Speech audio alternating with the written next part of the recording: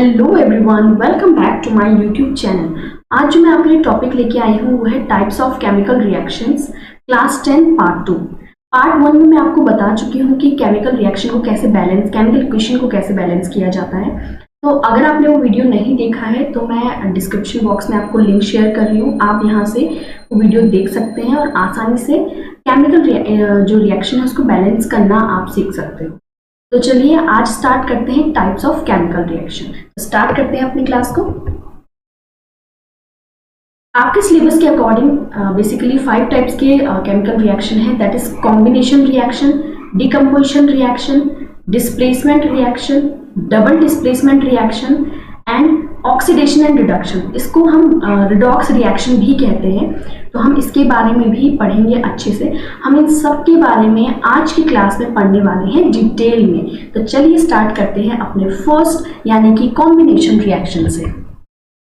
Combination reaction basically क्या होती है, यहाँ पे मैं आपको एग्जाम्पल्स के थ्रू भी समझाऊंगी। Those reactions in which 2 or more substances combine to form a single substance are called combination reactions।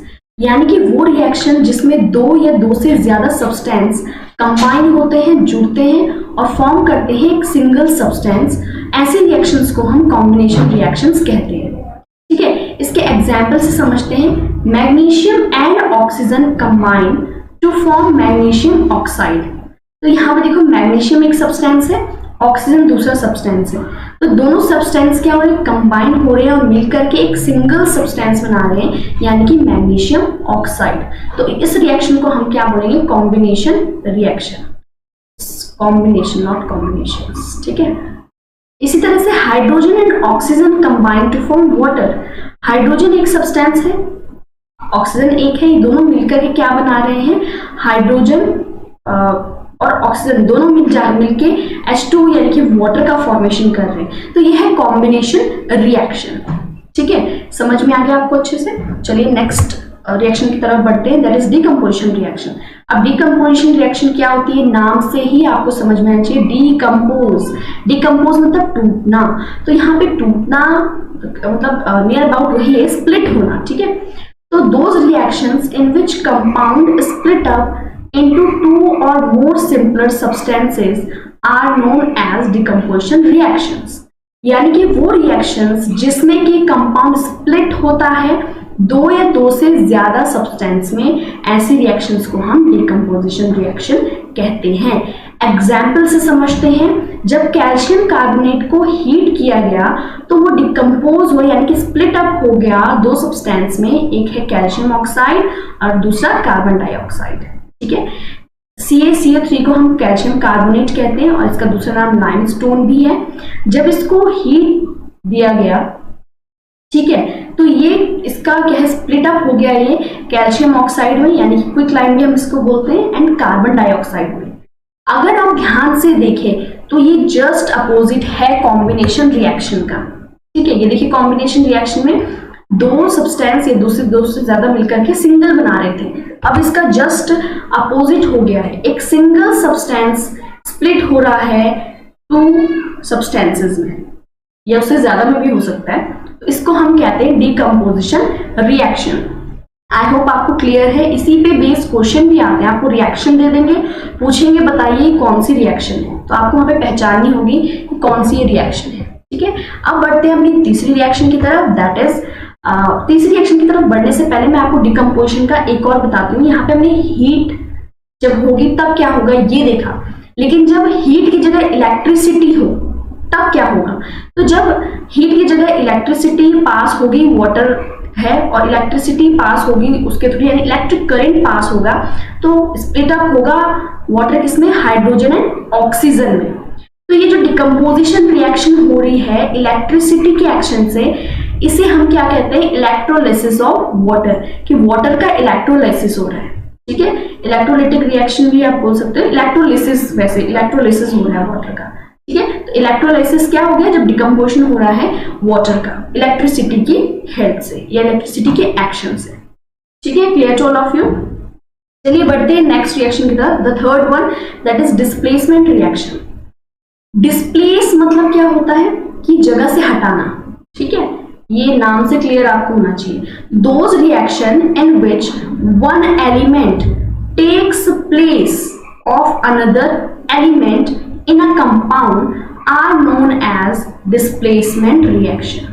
यानी कि वो रिएक्शंस जिसमें एक एलिमेंट दूसरे एलिमेंट की जगह ले लेता है उसी को हम क्या कहते हैं, डिस्प्लेसमेंट रिएक्शन।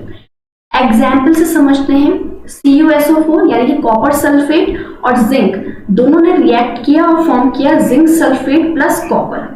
तो यहाँ पे आप देख सकते हैं सल्फेट के साथ यहाँ पे कौन है, रिएक्टेंट वाली साइड में कॉपर, लेकिन प्रोडक्ट वाली साइड में आफ्टर रिएक्शन आप देखेंगे कि सल्फेट के साथ कौन आ गया, जिंक। तो जिंक ने क्या कर दिया, कॉपर को डिस्प्लेस कर दिया, ठीक है, जिंक ने कॉपर को क्या कर दिया, डिस्प्लेस कर दिया, खुद उसकी जगह पे आ गया। तो इसको हम कहते हैं डिस्प्लेसमेंट रिएक्शन। अभी आप क्या देख रहे हो, कॉपर किसी और के साथ ये चुपचाप एक किनारे, तो ये डिस्प्लेसमेंट रिएक्शन है, ठीक है, क्लियर। अभी हम नेक्स्ट पढ़ने वाले हैं डबल डिस्प्लेसमेंट। तो इसीलिए मैं ध्यान से आपको कह रही हूँ कि आप देखिए सिर्फ एक ने रिप्लेस किया है, दूसरा अकेला है एक किनारे, ठीक है। चलिए नेक्स्ट देखते हैं double displacement reaction. Those reaction in which two compound react by the exchange of ions to form two new compound are called double displacement reactions. तो वो रिएक्शंस जिसमें क्या होगा, एक्सचेंज होंगे आयंस के, यानी कि डिस्प्लेसमेंट में आप क्या देख रहे थे कि सिर्फ एक ही डिस्प्लेस हो रहा था, यानी जिंक ने कॉपर को डिस्प्लेस कर लिया, उसकी जगह ले ली। लेकिन डबल डिस्प्लेसमेंट में आपको क्या देखने को मिलेगा कि भाई जो दोनों ही एक दूसरे की जगह ले लेंगे। एक्सचेंज, एक्सचेंज मतलब क्या होना कि भाई यहाँ पे मान लो मोनू है, यहाँ पे सोनू है, तो भाई मोनू सोनू की जगह पे आ गया और सोनू मोनू की जगह पे आ गया, ये क्या हो गया, डबल डिस्प्लेसमेंट, ठीक है। इसको डबल डिस्प्लेसमेंट से आप समझ सकते हैं। एग्जाम्पल, जैसे यहाँ पे AgNO3 और NaCl है, दोनों ने रिएक्ट किया, फॉर्म किया AgCl प्लस NaNO3, ठीक है।